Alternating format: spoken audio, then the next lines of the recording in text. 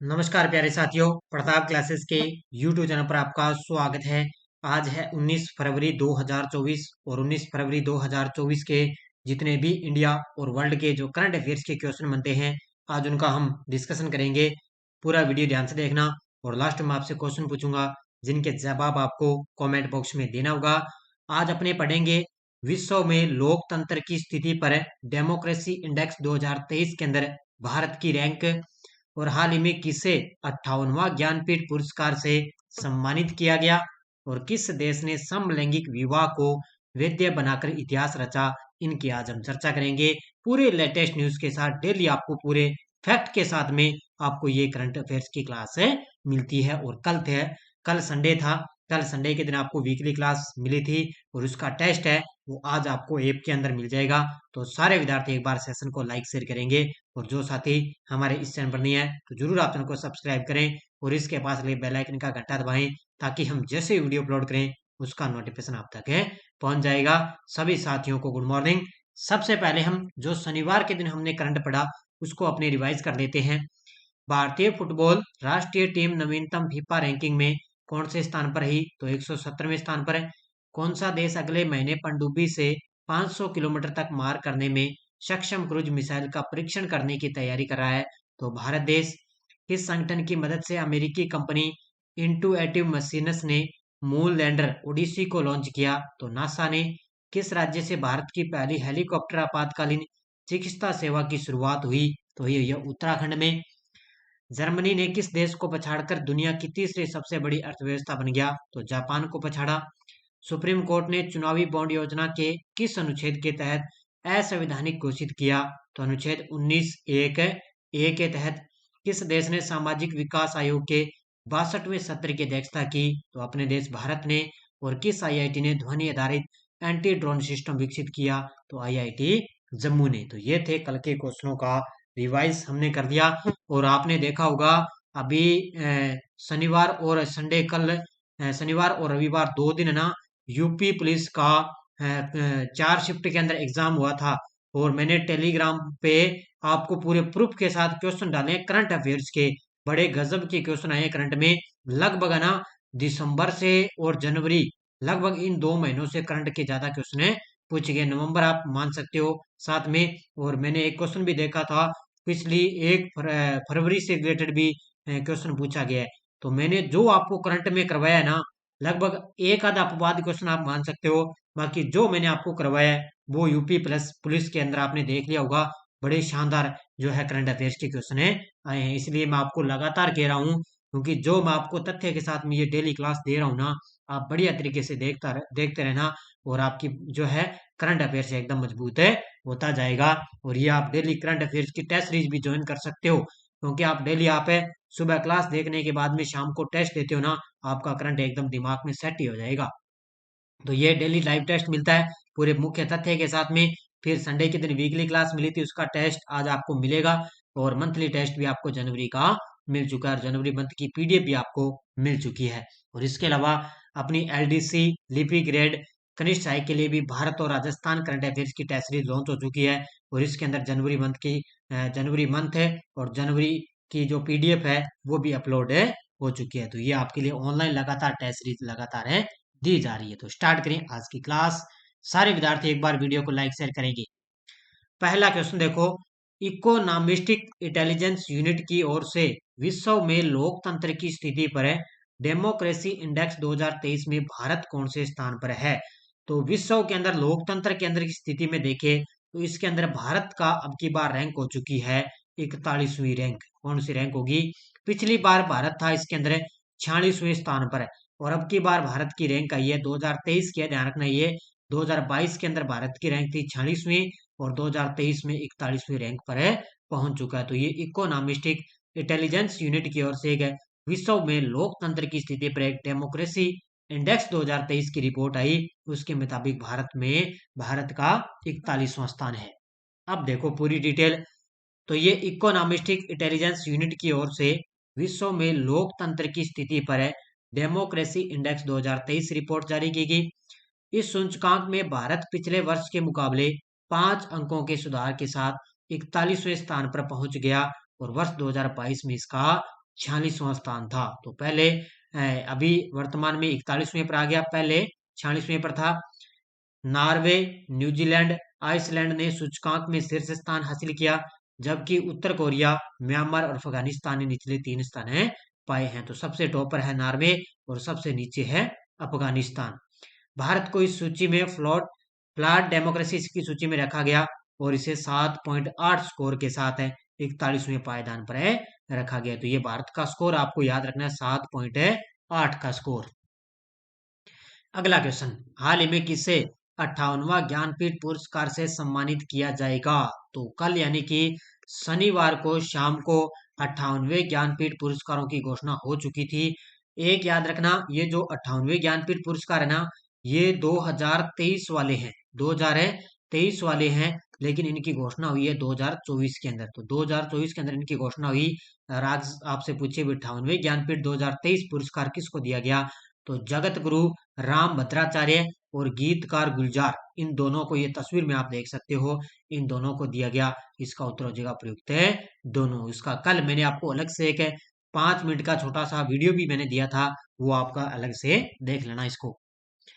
तो जगत गुरु राम भद्राचार्य और गीतकार गुलजार को इस बार का ज्ञानपीठ पुरस्कार से सम्मानित किया जाएगा।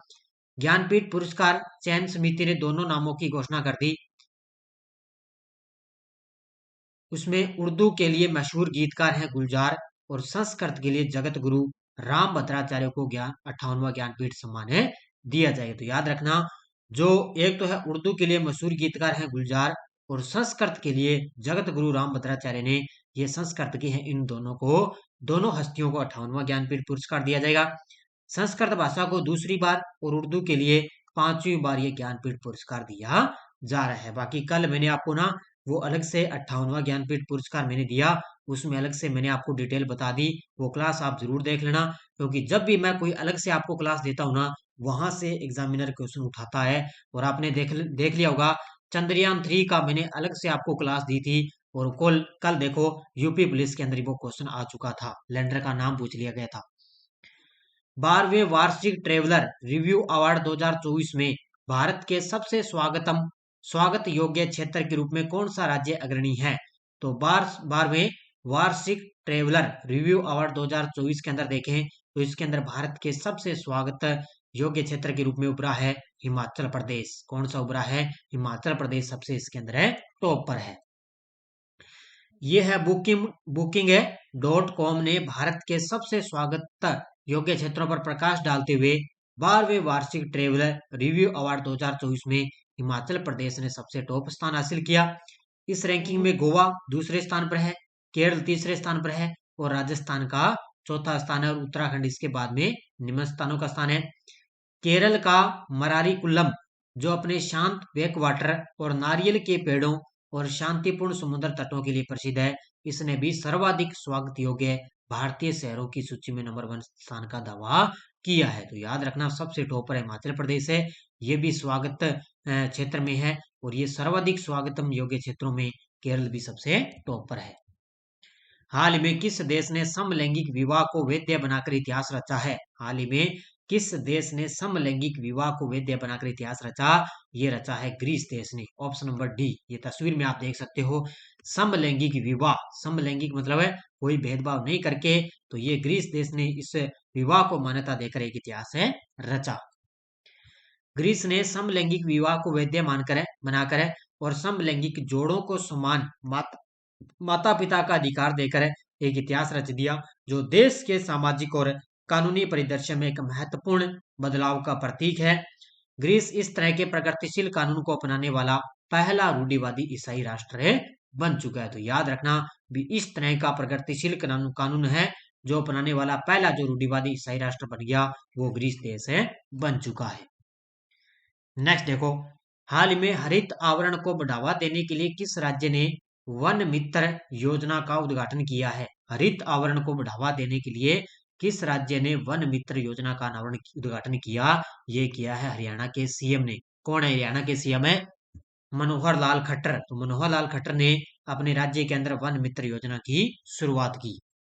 देखो, ये है पर्यावरण संरक्षण की दिशा में एक महत्वपूर्ण कदम है।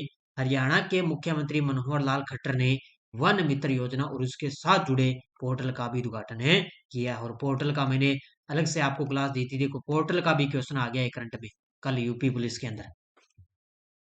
टेस्ट क्रिकेट में अपने 500 विकेट लेने वाले दूसरे भारतीय गेंदबाज कौन बने हैं? टेस्ट क्रिकेट में अपने 500 विकेट लेने वाले दूसरे भारतीय गेंदबाज बन गए, वो है Ravichandra Ashwin, option number B.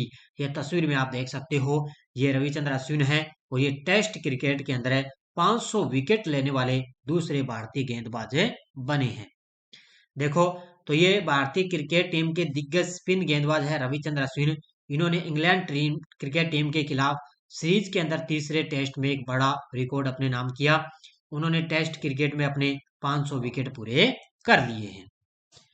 रक्षा मंत्रालय ने सशस्त्र बलों की समग्र लड़ाकू क्षमताओं को बढ़ावा देने के लिए कितने करोड़ रुपए के सैन्य हार्डवेयर खरीद की मंजूरी दे दी है? अब ये क्वेश्चन मैं क्यों लेकर आया हूँ, क्योंकि इस तरह के क्वेश्चन अब एग्जाम में आने लगे हैं, क्योंकि यूपी पुलिस पुलिस के अंदर इस तरह का करंट का क्वेश्चन आ चुका है, इसलिए मैं आपके लिए ये क्वेश्चन लेकर आया हूँ। तो आगे भी आपको ध्यान रखना है, इस तरह कोई भी अगर लड़ाकू विमानों से अगर कोई किसी को मंजूरी मिल जाए तो एग्जाम के अंदर आएगा।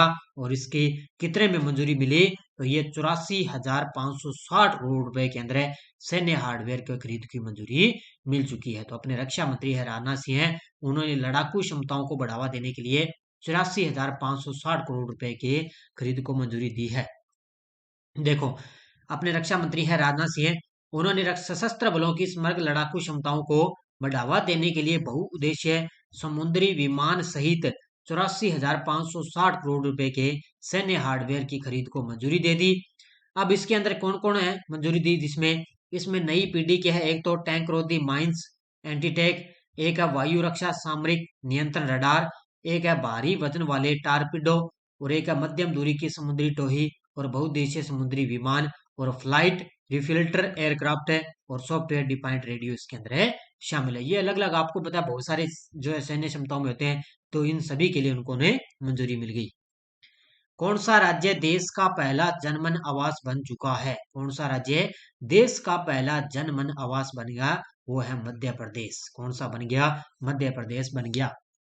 अब ये है कौन सी जनमन आवास योजना, तो इसके लिए मध्य प्रदेश सबसे टॉप पर रहा, याद रखना, पहला राज्य बन गया। अब आपको एक चीज याद रखनी है, भी इस योजना की शुरुआत हुई थी 15 नवंबर 2023 को। कब हुई थी? 15 नवंबर है 2023 को प्रधानमंत्री मोदी जी के द्वारा इसकी शुरुआत हुई थी। और आपसे पूछे इसका उद्देश्य यही है कि बस्तियों को सुरक्षित आवास, स्वच्छ पेयजल और स्वच्छता जैसी बुनियादी सुविधाएं देकर शिक्षा स्वास्थ्य से संबंधित कोई भी उनको क्या अवसरों आजीविका के अवसर उन पर पहुंचाए जाए। तो इसमें मध्य प्रदेश पहला राज्य बन गया। देखो प्रधानमंत्री मोदी ने 15 जनवरी को जनमन योजना के तहत 1 लाख से अधिक आवास स्वीकृत कर हितग्राहियों को राशि जारी की थी। 15 जनवरी को मैंने आपको बताया था। इसके बाद महज 29 दिनों में, मात्र 29 दिनों में मध्य प्रदेश के शिवपुरी जनपद के कलोथरा गांव में भागचंद्र आदिवासी का एक जनमन है, वो आवास बनकर तैयार है हो चुका है। देखो मात्र 29 दिन में ये देखो तैयार हुआ है जनमन आवास। ये तस्वीर में आप देख सकते हो इस तरह का रहने का ये आवास। तो ये जनमन बनकर तैयार हो गया। देश के 28 राज्य और केंद्र शासित प्रदेशों के 1.60 लाख स्वीकृत आवासों में बनकर तैयार होने वाला ये देश का पहला आवास है बन चुका है। तो ये 29 दिनों के अंदर ये जनमन आवास है बन गया। 2023 में 19वें बैंकिंग प्रौद्योगिकी सम्मेलन एक्सपो और प्रशस्ति पत्र में किस बैंक ने 7 पुरस्कार जीते? ये जीते हैं सिटी यूनियन बैंक ने। किसने? 2023 के अंदर 19वें बैंकिंग प्रौद्योगिकी सम्मेलन हुआ, एक्सपो और प्रशस्ति पत्र के अंदर सिटी यूनियन बैंक ने 7 पुरस्कार जीते हैं। बस आपको इतना याद रखना है, तकनीकी कौशल के विजय प्रदर्शन में डॉक्टर एन कामाकोडी के नेतृत्व में सिटी यूनियन बैंक ने 2023 में 19वें बैंकिंग प्रौद्योगिकी सम्मेलन और एक्सपो प्रशस्ति पत्र में 7 पुरस्कार जीते हैं। अगला क्वेश्चन, सिक्किम के मुख्यमंत्री हैं प्रेम सिंह तमांग ने सिक्किम इंस्पायर लॉन्च किया। इसमें सिक्किम राज्य और किसके बीच में सीधी साझेदारी हुई है? सबसे पहला पॉइंट आपको याद रखना है कि सिक्किम के सीएम ने कौन है? प्रेम सिंह तमांग। उन्होंने सिक्किम इंस्पायर लॉन्च किया और ये सिक्किम राज्य और किसके बीच में इसकी साझेदारी हुई? तो ये हुई है सिक्किम और विश्व बैंक के बीच। किसके बीच हुई है? सिक्किम और विश्व बैंक के बीच में इसकी साझेदारी हुई है। और आपको पता है अपने वर्तमान में भारतीय अध्यक्ष है ना कौन है? अजय बंगा। वर्तमान में विश्व बैंक के अध्यक्ष कौन है? अजय बंगा। अब देखो, सिक्किम के मुख्यमंत्री प्रेम सिंह तमांग ने हाल ही में सिक्किम इंस्पायर लॉन्च किया, जो राज्य सरकार और विश्व बैंक के बीच में एक सहयोगात्मक है प्रयास है, क्योंकि जब भी दोनों के बीच में कोई अगर समझौता हो जाए ना, वो एग्जाम के अंदर आएगा ये। इस पहल का मुख्य उद्देश्य राज्य में आर्थिक विकास और समावेशन को बढ़ावा देना, और इस परियोजना के लिए डब्ल्यूबी द्वारा $100 मिलियन आवंटित है, कि यानी कि विश्व बैंक के द्वारा $100 मिलियन यहाँ पे आवंटित किए गए। तो किसके बीच हुआ? सिक्किम और विश्व बैंक के बीच। किसने नेटवर्किंग, ज्ञान साझा करने और सरकारी योजनाओं के साथ स्टार्टअप को सहायता देने के लिए सुफलम कॉन्क्लेव 2024 का उद्घाटन किया? ये किया है पशुपति कुमार पारस ने। किसने किया है? Option number C, Pashupati Kumar Paras ने नेटवर्किंग, ज्ञान साझा करने और सरकारी योजनाओं के साथ स्टार्टअप को सहायता देने के लिए सुफलम कॉन्क्लेव 2024 का उद्घाटन किया है। देखो, ये हैं अपने खाद्य प्रसंस्करण मंत्री हैं पशुपति कुमार पारस ने नेटवर्क को बढ़ावा देने, ज्ञान साझा करने और सरकारी योजनाओं तक पहुंचने में स्टार्टअप की सहायता करने में ऐसे योजनाओं के महत्व पर जोर देते हुए सुफलम स्टार्टअप अप फोरम, इसकी फुल फॉर्म है सुफलम की startup forum for aspiring leaders and mentors startup conclave 2024 का उद्घाटन किया गया। तो ये चीज आपको याद रखनी है बढ़िया तरीके से।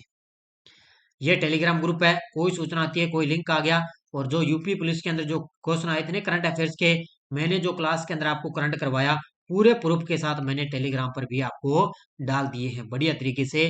लगभग एक आधा अपवाद क्वेश्चन आ जाता है करंट में, बाकी लगभग जो मैंने आपको करंट करवाया उससे बाहर आपका करंट का क्वेश्चन गया ही नहीं। अब देखो क्वेश्चन फॉर यू, पीएम सूर्य घर मुफ्त बिजली योजना 2024 के तहत 1 करोड़ घरों को कितने यूनिट तक मुफ्त बिजली प्रदान होगी? तो ये होगी 300 यूनिट मुफ्त बिजली प्रदान की जाएगी। बहुत सारे विद्यार्थियों ने बड़े शानदार तरीके से जवाब दिए, उन सभी को हार्दिक शुभकामनाएं।